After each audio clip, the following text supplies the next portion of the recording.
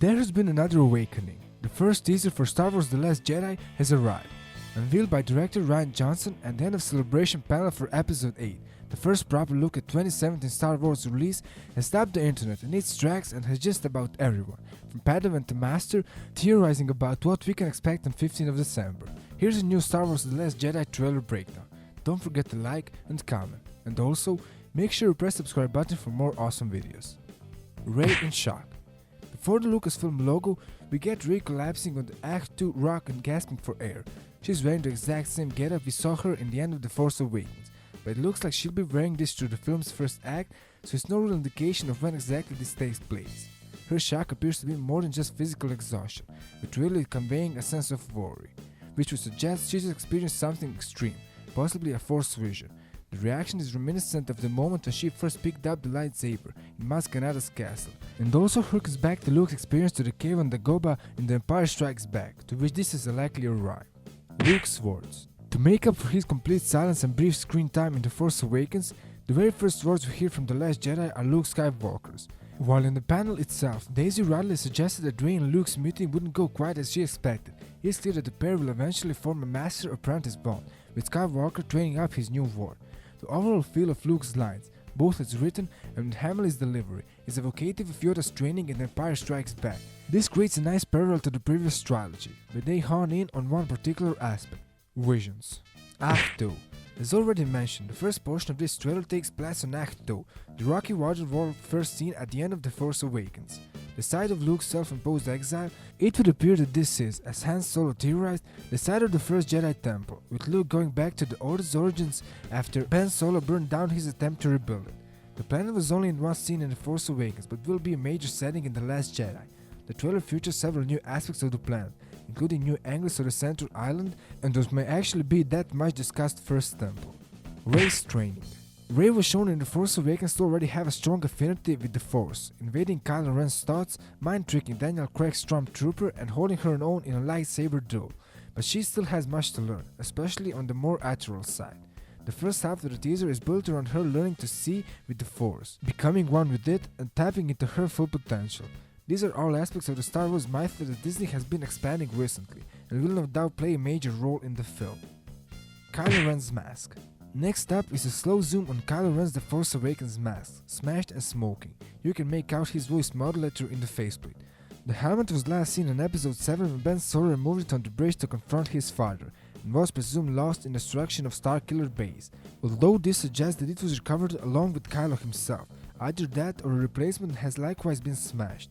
It could also be an abstract image from Rey's vision. Whatever the case, it's a striking image that hammers home how memorable a villain Kylo has already become.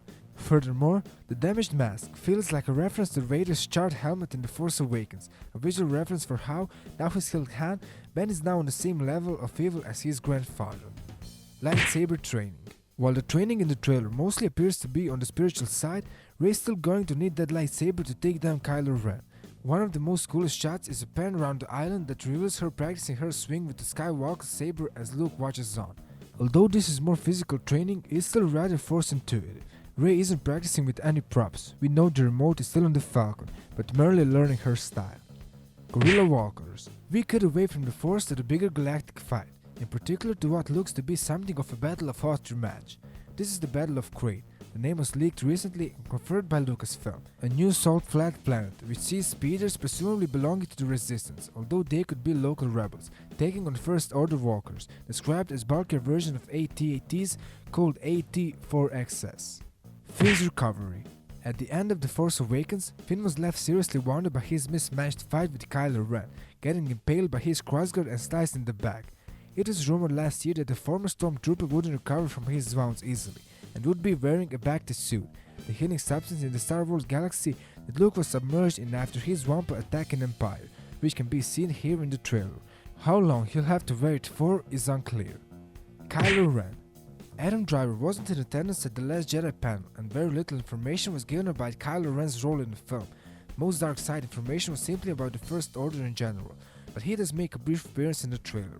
It's mostly Driver looking as you'd expect, brandishing his red crossguard saber with an angry stare, but with one key addition. He now sports a scar, a souvenir of his showdown against Rey on a Starkiller base. It's not quite as pronounced as it appeared at the end of The Force Awakens, although the shot has been perfectly chosen to keep the full extent of the damage hidden. Luke's glove. The book in question appears to be being read by Luke, although the trailer editing suggests Rey. The person reading it is wearing a glove, pointing towards Skywalker's cyborg hand. When we saw Luke at the end of The Force Awakens, he had his robot right hand free, but it makes sense that he would want to keep it covered some of the time. Instead of the simple black he used when his flesh-covered prosthetic was damaged in Return of the Jedi, here he's got what appears to be brown leather, something subtly in keeping with Jedi style. Poe and BB-8 on a Resistance cruiser. Next up are the final two of our main heroes, Resistance Master Pilot Poe Dameron and droid BB-8. Poe is said to have a bigger role in The Last Jedi after stealing a big chunk of The Force Awakens out, due to his character being originally set to die in the first act, while Rian Johnson, revealed on the panel everyone's second favorite droid, will be as prominent as in The Last Jedi. The pair are back together after a Starkiller base attack, piloting Poe's Black X-Wing.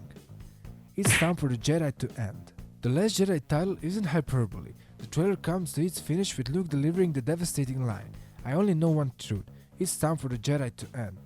There is a myriad of possibilities for what this could actually mean. Balancing the Force means the destruction of light and dark. Luke is a great Jedi. Luke is becoming like Bendu.